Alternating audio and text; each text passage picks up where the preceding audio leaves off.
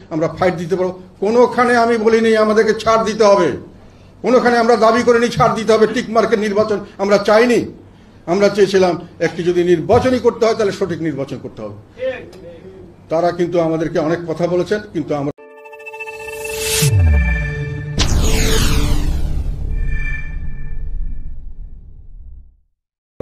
আমি অন্তর থেকে বুঝতে পেরেছিলাম তারা যতই কথা বলুক তাদের সিস্টেম সম্পর্কে আমার ধারণা ছিল হয়তো তারা এটা পারবেন না।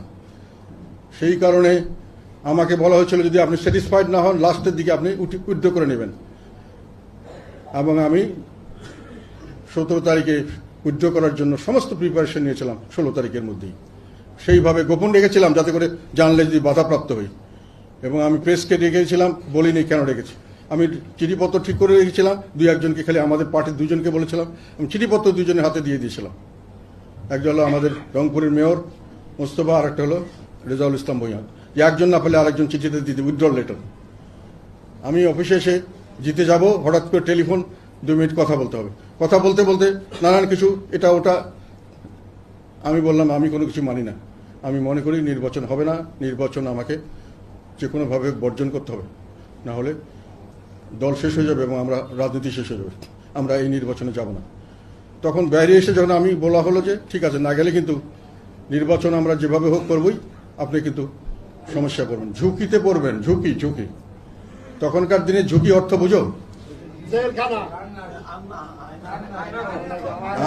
আমরা ঝুঁকিটা কি হতে পারে সেটা বুঝি না, তবে ঝুঁকিটা বড় জিনিস, এটা ক্ষতিকারক হতে পারে এটা বুঝি, সবাই বুঝে। তারপরে আমি বলেছি না আমি নির্বাচন করব না। আমি বেরিয়ে এসে যখন প্রেসের দিকে যাব তখন দেখলাম যে আমার সামনে সমস্ত ব্যারিকেড, এবং আমার সামনে শুধু না সারা অফিসে দিয়ে ব্যারিকেড, চারপাশে গলিতে ব্যারিকেড, শত শত পুলিশ এবং বিভিন্ন বাহিনী, আমরা তাকে চিনিও না, তারা এসে রাস্তা কেউ ঢুকতে পারবে না, বেরোতে পারবে না, সব কিছু দরজা জানলা বন্ধ করে দেওয়া হলো। তাহলে নির্বাচনে আমাদেরকে না হলো কি গায়ের জোরে, এটার কি আমি কথাটাকে সত্য বলেছি নাকি? এখানে যারা ছিলেন, অফিসে যারা ছিলেন এবং যারা আশেপাশে ছিলেন, এবং যারা আমার সঙ্গে পরবর্তীতে, আমি 28শে এপ্রিল আমি পরবর্তী মিটিংয়ে বলেছিলাম যে একটা হলো যে আমাদেরকে পরোক্ষভাবে প্রেসার দেওয়া হয়েছে, যেটা হলো একটা দল ভাগ করে সেখানে, আর একটা হলো প্রত্যক্ষভাবে আমাদেরকে বাধা দেওয়া হয়েছে বিভিন্নভাবে।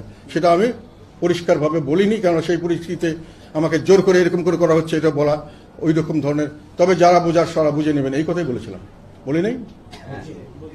আমাদের লোকরা জানে না এটা, সাংবাদিকরা জানে না, আর্মির লোকরা জানে না, যারা করেছে তারা জানে না, কেউ কি প্রতিবাদ করেছে?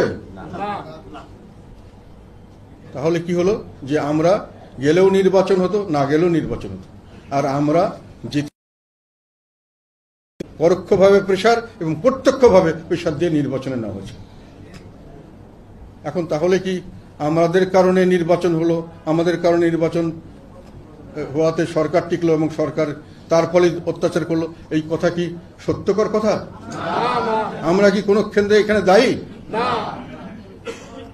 অন্যান্য দল যেভাবে দানবীয় শক্তির কাছে পরাজিত হয়েছে, আমরাও কিছুটা সেইখানে পরাজিত। সেই জন্য আমি ক্ষমা প্রার্থনা করেছি যে আমরা সামলে নিতে পারিনি, এত শক্তি আমাদের ছিল না। কিন্তু অন্যান্য দলের কাছে বলি, আমাদের প্রতিপক্ষে যারা এখন অন্যান্য দল আছেন, বিএনপির কাছে আপনারা কতটুকু পেরেছিলেন?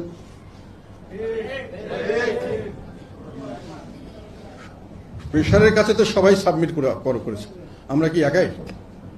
এবং ভবিষ্যতে কি সরকার যে চলছিল এখানে কি কোনো বাধাগ্রস্ত হচ্ছিল? সরকার চলছিল, বাধাগ্রস্ত হয়েছে কোন সময়?